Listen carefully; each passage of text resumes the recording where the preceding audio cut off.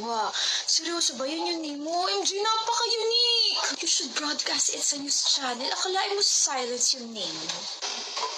Gusto mo mag-charades tayo? Magaling ako dyan. Ano ba pangalan mo? English? Like John? Riley? Brian? George?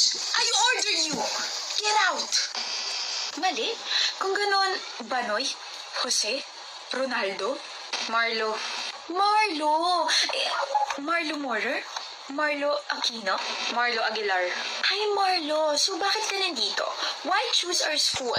Why don't you choose me? Choose me? Ingay mo? Naku, kung maingay ako, paano pa kaya yung mga ibang classmates natin? The noise that you hear coming from my mouth-to-mouth resuscitation. 4 feet pa lang yun sa akin, so hindi ka pa malulunod. Hindi ko gets. Hindi mo gets? Ako rin. Bakit ba siya yung seatmate ko? Ano ka ba, Marlo? Seatmate means soulmate. Kaya raw tayo pinagtabi para magkabunggo yung siko natin tapos makukuryente tayong dalawa. Oh my gosh, kapag nangyari yon, edi may spark sa tayong dalawa. What's up, Marlo? Nasa si Luigi. Tigilan mo ako. 6 months na tayong seatmate / friends. Ibig sabihin, 6 months na rin kitang crush. Huwag mo suotin yan! Baka may luga ka sa tenga, babaho yung earbuds mo. Tapos mataturn off ako sa'yo, tapos mawawalan ka na nagkakagusto sa'yo. Leslie. Yes, tawag mo ako. Shut up. Ayoko!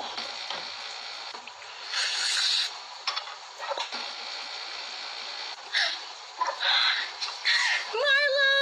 OMG, Marlo, super effective talaga na ikaw yung ginawa kong inspirasyon. Naka 5/10 ako sa quiz natin, hulog ka talaga ng langit.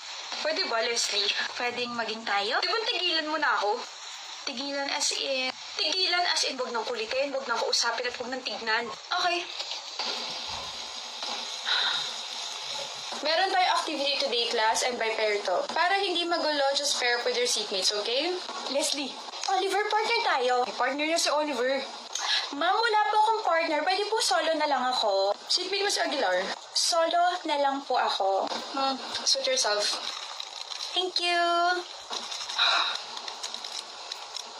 Leslie, paper mo. Oh my gosh, Oliver! 8/10 ako sa quiz natin. Galing mo talaga magturo. Kurun, thank you. Dahil dyan, ititreat kita. Let's go! Hindi yun ako inspirasyon. Okay. Oh, sino next? Yoko na?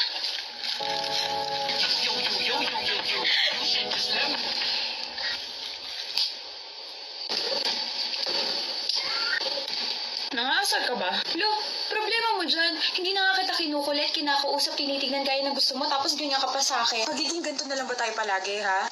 Pansinin mo na kasi ako.